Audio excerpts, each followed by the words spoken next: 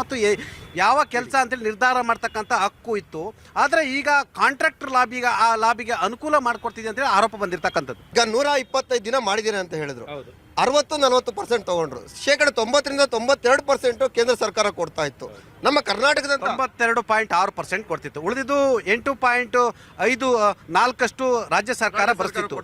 ಈಗ 60 ಮತ್ತು 40 ಮಾಡೋ ಮುಖಾಂತರ ನಮ್ಮ ರಾಜ್ಯಕ್ಕೆ ವರ್ಷಕ್ಕೆ 6,500 ಕೋಟಿ ಹಣ ಬರಬೇಕಾಗುತ್ತಲ್ವಾ?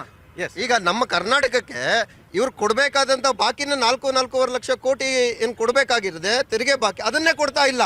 ಮತ್ತೆ ಸಾಕಷ್ಟು ನಮ್ಗೆ 14% ಕೊಡ್ತಾ ಇದ್ದೀರಾ ನಮ್ಮ ತೆರಿಗೆನಲ್ಲಿ. ನೀವು 4.5 ಲಕ್ಷ ಕೋಟಿ ನಾವು ಕೊಟ್ಟರೆ ಕೇವಲ 14% ಕೊಡ್ತೀರಾ. ಅದ್ರಲ್ಲಿ ನಮ್ಮಲ್ಲಿ ಎಲ್ಲ ಮಾಡಿ ಅಂತ ಹೇಳ್ತಾ ಇದ್ರಿ, ಎಲ್ಲ ಕೆಲಸಗಳನ್ನು ಹೊಸ ಕೆಲಸಗಳನ್ನು ಮಾಡಿ ಅಂತ.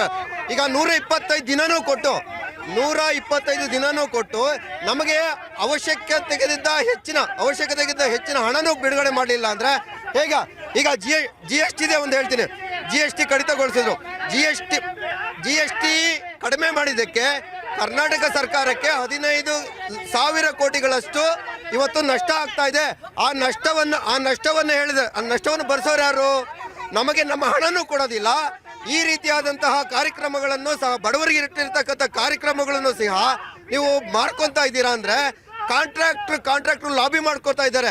ಈಗ ಒಬ್ಬ ರೈತನೇ ಆಗಲಿ, ಒಬ್ಬ ಶ್ರಮಿಕನೇ ಆಗಲಿ, ಕೂಲಿ ಕಾರ್ಮಿಕನೇ ಆಗಲಿ ನೇರವಾಗಿ ಹೋಗಿ PDO ಹತ್ರ ಕೇಳ್ಬೋದು, ಅಣ್ಣ ನನ್ನ ಹತ್ರ ಕೆಲಸ ಇಲ್ಲ, ನನಗೆ ಕೆಲಸ ಕೊಡಿ ಅಂತ ಕೇಳ್ಬೋದಾಗಿತ್ತು. PDO ನೇರವಾಗಿ ಕೊಡ್ಬೋದಾಗಿತ್ತು, ಗ್ರಾಮ ಪಂಚಾಯತಿ ಅಧ್ಯಕ್ಷ ನೇರವಾಗಿ ಕೊಡ್ಬೋದಾಗಿತ್ತು. ಆದರೆ ಇವತ್ತೇನು ಮಾಡ್ತಾ ಇದೆ, ನೀವು ಗುತ್ತಿಗೆದಾರನ ಕೊಡಬೇಕಾಗಿದೆ. ಗುತ್ತಿಗೆದಾರ ಎಲ್ಲಿರ್ತಾನೆ? ಗುತ್ತಿಗೆದಾರ ಐಷಾರಾಮಿ ಮನೇಲಿ ಇರ್ತಾನೆ. ಅಣ್ಣ ಅಂತ ಹೋಗಿ ಅದೇ ಜೀತ ಪದ್ಧತಿಗೆ ಹೋಗ್ತಾ ಇದ್ದೀರಾ? ಆ ಜೀತ ಪದ್ಧತಿಗೆ ಹೋಗ್ಬೇಕು ಅಂತ BJP ಬಯಸ್ತಾ ಇದೆ ಅನ್ನಿಸುತ್ತೆ. ಅದಕ್ಕೋಸ್ಕರ ಈ ರೀತಿ ಮಾಡ್ತಾ ಇದ್ದಾರೆ. ಕಳೆದ 20 ವರ್ಷಗಳಲ್ಲಿ ಕೂಡ